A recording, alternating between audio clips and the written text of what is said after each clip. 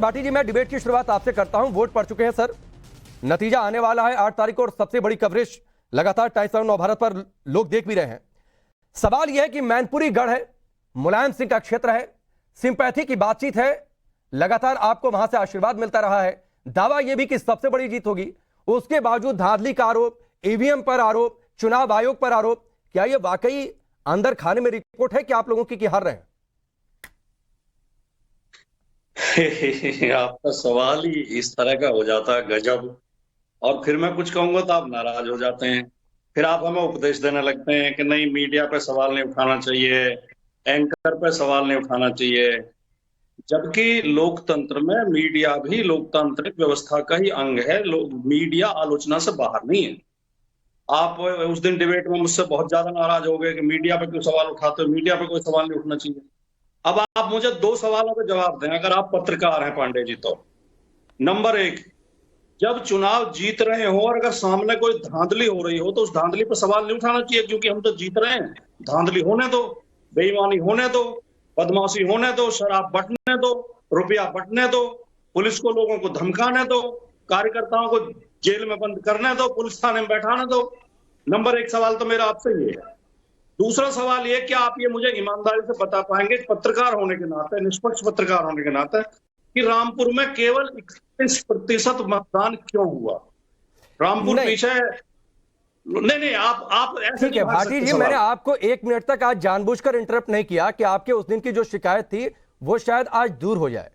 ठीक है, पहली बात। दूसरी बात यह है कि सर, सवाल करना यहां पर मेरी जिम्मेदारी है, जवाब देने के लिए आपको बुलाया गया है। मैंने एक सवाल पूछा और जिस तरीके से आरोप लग रहे हैं, यह बहुत पुराना खेल है सर, कि ईवीएम पर आरोप लगा दीजिए, चुनाव आयोग पर आरोप लगा दीजिए, आप तो कोर्ट पर भी आरोप लग रहे हैं। जब हमारी बातचीत ना मानी जाए तो मीडिया पर भी आरोप लगा दीजिए। ये बहुत पुराना है, मुझे आपसे कोई सर्टिफिकेट नहीं चाहिए। मैंने जो सवाल पूछा सर, उस सवाल का जवाब चाहिए कि धांधली की बातचीत हो रही है, चुनाव आयोग पर आरोप लग रहे हैं, पुलिस पर आरोप लग रहे हैं, ये हार का डर है या वाकई धांधली हो रही है? इसके बारे में मुझे पुष्ट जवाब चाहिए और उसका जवाब फिर आगे शलमणि जी देंगे।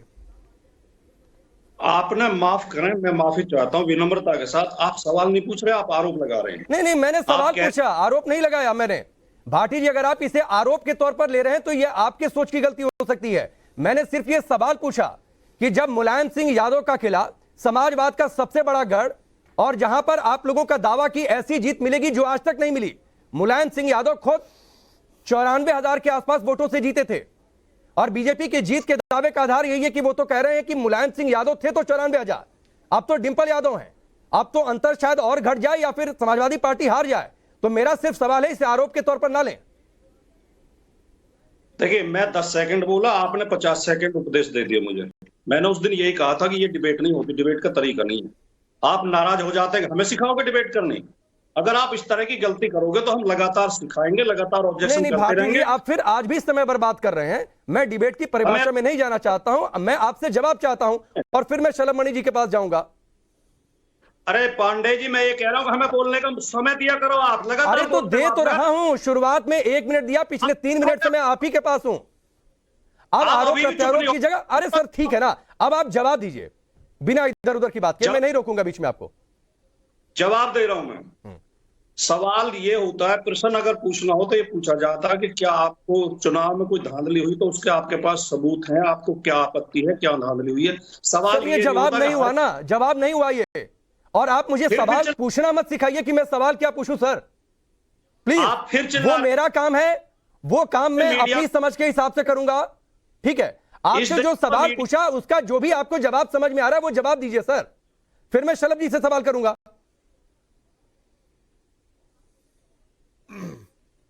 बोलूं मैं क्या? बिल्कुल बोलिए। कितनी देर बोलूं जो आप मुझे टोके नहीं? कितनी देर का समय दे रहे हैं? 30 सेकंड में आपको अनइंटरप्टेड देता हूं। कितने? 30 सेकंड। देखिए, किसी व्यक्ति को आप लगातार सुबह दोपहर शाम पिटाई करते रहे, उसकी उस पर डंडा मारते रहे और फिर कहें देखो ये सुबह भी शिकायत कर रहा था, दोपहर को भी शिकायत कर रहा था, शाम को भी शिकायत कर रहा था, हमें देखना तो ये पड़ेगा क्या सचमुच वो पीटा जा रहा है, नहीं पीटा जा रहा। इस चुनाव में खुली बदमाशी हो रही है, लोगों को धमकाया गया, घरों में घुस घुस के पुलिस ने धमकाया है, रामपुर में वोट नहीं डालने दिया गया, इसलिए 31% पोल हुआ है केवल। ये चुनाव आयोग की जिम्मेदारी बनती है ज्यादा से ज्यादा मतदान हो, उसकी नैतिक जिम्मेदारी है, लेकिन चुनाव आयोग मुंह फेरे हुए है। आंख फेरे हुए हैं। और मैनपुरी में पुलिस ने हमारे लोगों को प्रताड़ित किया है, धमकाया है। श्रीमती डिंपल यादव जी लगातार शिकायत करती रही लिख लिख के कि पाम होटल में शराब बट रही है, रुपए बट रहे हैं। एक होमगार्ड तक मैं जांच करने नहीं गया। हमने वीडियो दिए हैं। हमारे लोगों को धमका धमका के बूथ से बाहर भगाया जा रहा है और आप उसका मखौल उड़ा रहे हैं कि क्या हार के डर से आप आरोप लगा रहे हो। एक पत्रकार को कम से कम इस तरह एक पक्ष में खड़ा नहीं होना चाहिए। मैं पत्रकार पक्ष तो में नहीं निष्पक्ष- खड़ा हूं भाटी जी, मैंने आपको अनइंटरप्टेड 30 सेकंड दिए, उससे पहले 3-4 मिनट में आप ही के पास था। मैं माखौल नहीं उड़ा रहा हूं, मैंने सिर्फ सवाल पूछा और आप अनावश्यक उसमें उलझ रहे हैं। ठीक है, मैं शलभ मणि जी के पास जाता हूं। ठीक है भाटी जी, एक मिनट। अब ठीक है, अब शलभ मणि जी के पास जाने दीजिए। शलभ मणि जी, आप लोग चाहते हैं कि समाजवादी पार्टी समाप्त हो जाए, आप लोग चाहते हैं कि मैनपुरी की एक सीट भी उनके पास ना रहे, इसीलिए यह आरोप है कि धांधली हो रही है, लोगों को वोट डालने नहीं दिया जा रहा, पुलिस के दम पर आप लोगों ने वोटिंग करवाई है।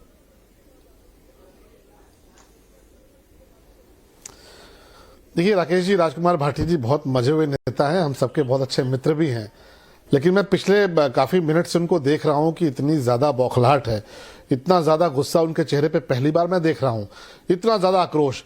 और ये कहीं नहीं कहीं आक्रोश, ये जो बौखलाहट है उसके पीछे मैनपुरी का चुनाव है। हम कौन होते हैं एक सीट छीनने वाले? आपने हमसे सवाल पूछा कि आप क्या चाहते हैं कि समाजवादी पार्टी का सफाया हो जाए, तो जिस तरह की विचारधारा है, जिस तरह की इनके कृत्य है, जिस तरह का इनका क्रियाकलाप है, जिस तरह की इनकी कार्यशैली है, उत्तर प्रदेश की जनता ने सफाया किया है। हम तो अपनी बात लेकर जाते हैं जनता के बीच में, समाजवादी पार्टी अपनी बात लेकर जनता के बीच में जाती है। और आप पिछले जितने चुनाव हुए आप देख लीजिए, आजमगढ़ को भी आप लोगों ने कहा था कि गढ़ है समाजवादी पार्टी का, और वहां पर इन्होंने परिवार से धर्मेंद्र यादव जी को भेजा था चुनाव लड़ने के लिए, और भारतीय जनता पार्टी ने गरीब रिक्शा चलाकर भोजपुरी कलाकार बने निरहुआ यादव जी को चुनाव लड़ाया। और आप देखिए परिणाम कहां गया। रामपुर में बाई इलेक्शन हुआ था, परिणाम कहां गया। लखीमपुर में बाई इलेक्शन हुआ था, परिणाम किधर गया। नहीं, वो तो